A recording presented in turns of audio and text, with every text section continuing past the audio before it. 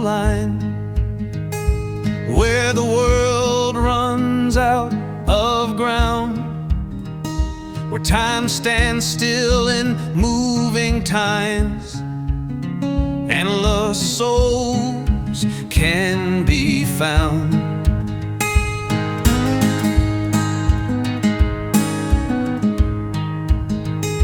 Heaven keeps no calendar, the waves don't count the cost.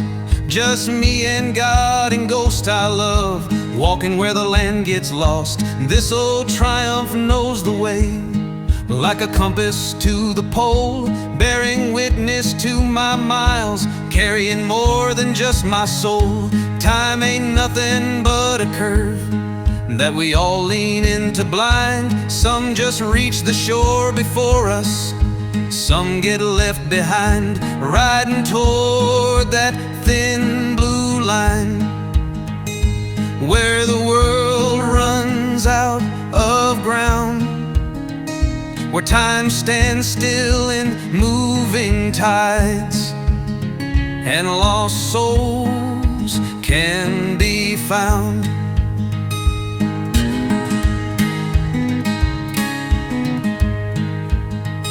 These boots leave prints the tide erases, same as we all do, but that don't mean we never walked, or that the steps weren't true. My father's laugh rides that salt breeze, my mother's eyes in that blue sky. The dead ain't really gone, you know, just riding on ahead a while, riding toward that thin blue line, where the world runs out of ground, where time stands still in moving tides, and lost souls can be found.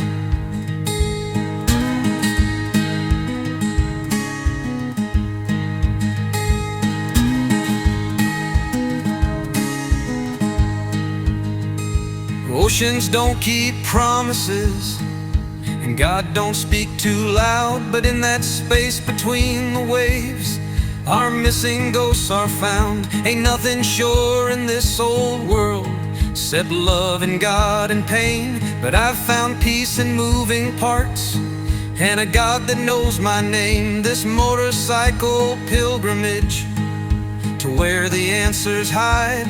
Sometimes you gotta leave the land to finally get inside, riding toward that thin blue line, where the world runs out of ground, where time stands still in moving tides, and lost souls. So, one of the really cool things in our life as Catholics is just coming to the beach, because Jesus walked on the beach. And I'm more of a mountain guy. I like mountains more than the beach. Maybe, you know, when you grow up with the beach, you long for the mountains. When you grow up with the mountains, you long for the beach. I don't know, but I know Jesus felt close to the Father on the mountains, but he called his disciples, he summoned them to himself, but he started calling them, from the beach when he saw their fishing. Always good to think of God when you're on the beach.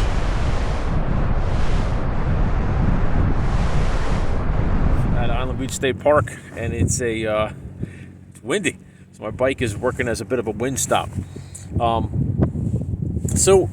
I just wanted to ride out here. I wanted to make a quick little video, kind of reflecting on something from the prodigal son story that we often don't think about. And this is not unique to me. This is a thought from St. Cardinal John Henry Newman, who I think is a great preacher, and his homilies are fabulous, his reflections are awesome.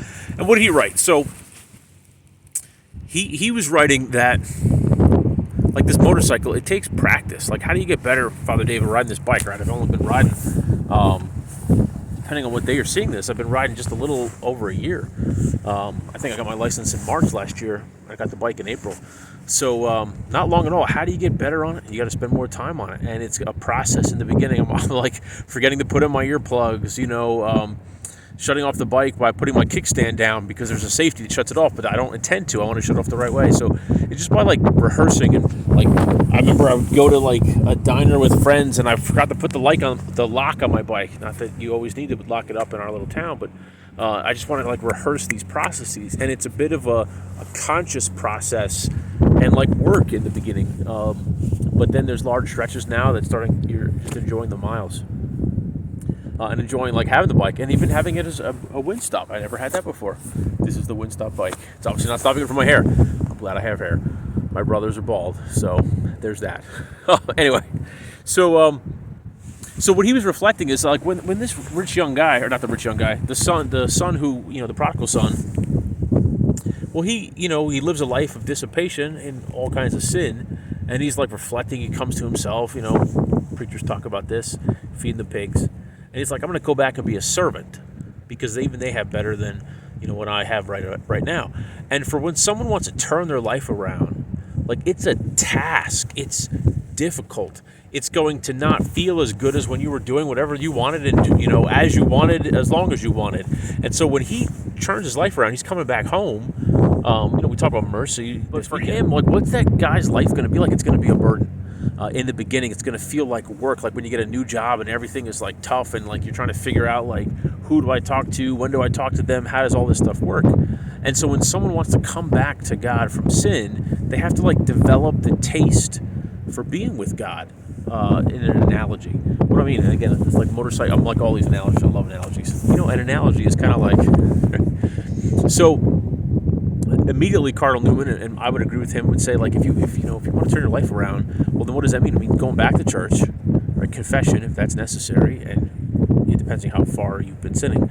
But returning to the sacraments, praying in the morning and the evening, and opening up the scriptures. And you're not going to enjoy any of that in the beginning. You're going to be like, oh my gosh, I can't believe I'm here. Why am I here? It was better when I was listening, sex, drugs, and rock and roll, living the Rolling Stone life, get on my motorcycle, going where I wanted. As opposed to like practicing slow speed maneuvers and getting better at the process of it, right? So it's going to feel like work in the beginning, but some of us who have been long in the Lord's service, we love praying in the morning. We love a great mass. Not all masses are great, but we love it. We love praying, saying our prayers in the evening, having that quiet time with Christ. We love how he speaks to us in the scripture. And you don't get there overnight. Like, it takes a while in the beginning. Like, you don't want to say your prayers. There's a burden of prayer. It's a task, the arduous task of prayer, which is what the Catechism says. And then it gets better later. And I think of these two other analogies. I think of like coffee or beer. One of them is good on a motorcycle. One of them is not, right? Obviously, coffee is good, except you have to stop more often to go to the bathroom.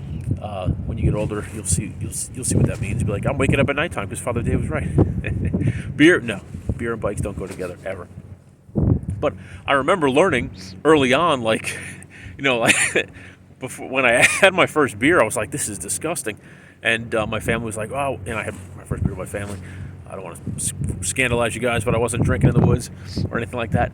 But my family was like, it's an acquired taste. I was like, bleh, who wants to acquire this taste? And the same thing with coffee. It's an acquired taste, and I love coffee now. And I remember I used to drink it with cream and sugar.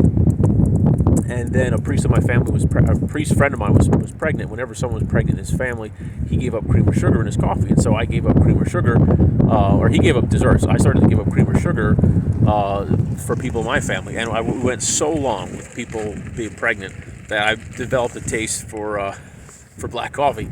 And he would fast so the women would have better pregnancies and the babies would have a sweeter life. That's why he gave up sugar and desserts. And so I was like, that's a good idea. Anyway, I developed a taste for black coffee. I developed a taste for beer, although I don't drink it much anymore. Mainly with football. You kind of need football and you want a winning season. I guess if you have a really losing season, that could really kick you into that. Anyway, let's get back to it. So developing a taste for the religious, for someone who isn't, it's going to be a while. It's going to take a process. But you will grow to love it, and you will be better, and you'll return to yourself, right? You'll become more of the person God has made you to be. And then you're not going to spend too much time in prayer. You may want to, but God's going to kick you out of that prayer time into the world, because you got to love God and love your neighbor. Is what he does to St. Catherine of Siena. So anyway, just some thoughts at Island Beach State Park on a beautiful spring day before the crowds are here and the rush is here. And I'll see you guys later. God bless. Keep the faith and enjoy that coffee.